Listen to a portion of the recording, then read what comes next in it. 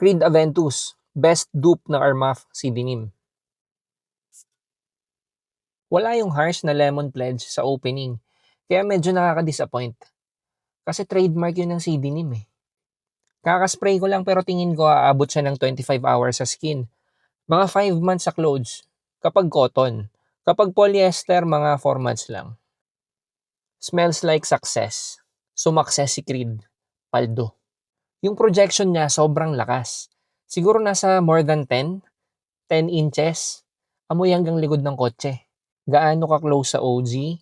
I would say pwede na, kuha niya yung vibe. Kung dinagdagan lang sana ng harshness, siguro 1:1 sila ng OG si Denim.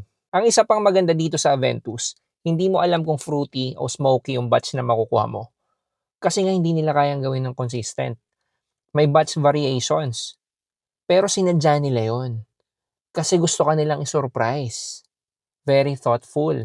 Advantage pa nito, kahit hindi sobrang lakas, at least sobrang mahal. Pwede mo pa rin ipagyabang. Kumbaga kung yung ibang pabango, beast mode.